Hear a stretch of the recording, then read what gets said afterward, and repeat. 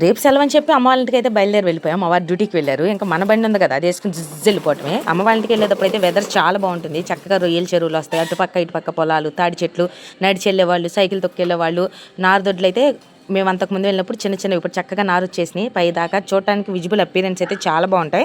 అమ్మ వాళ్ళకి వెళ్ళి ఆ రోజు ఉండి నెక్స్ట్ డే సెలవు రోజు సాయంత్రం అమ్మ అంత త్వరగా అయితే ఏం రాదులే, వాళ్ళ నాన్నకు బాగుంటలేదు కదా, తీసుకెళ్ళి చూపించుకొస్తాను, నగరం నుంచి బస్ ఎక్కి వెళ్తానని చెప్పి అయితే వచ్చింది. తాతయ్య దగ్గరికి వెళ్ళి కనిపించి మాట్లాడాను. నా ఫోన్లో ఛార్జింగ్ లేదు, అందుకే నేను ఏ క్లిప్స్ అయితే యాడ్ చేయలేదు. వచ్చిన తర్వాత ఉండు 4 రోజులు ఉండు అంటే అస్సలు ఉండలేదు. బస్సు వెళ్ళిపోయింది కదా, లాస్ట్ బస్సు పంపిస్తామని చెప్పాం. అభియేమో బస్సు ఏం లేదు, ఇక్కడే ఉండాలంటున్నాడు. పిల్లలు ఉండమంటున్నారు, నేను ఉండమంటున్నాను. ఉండిద్దిలే, రేపు స్కూల్కి వెళ్తే మరలా సండే సెలవే కదా, ఉండని చాలాసార్లు అడిగాను.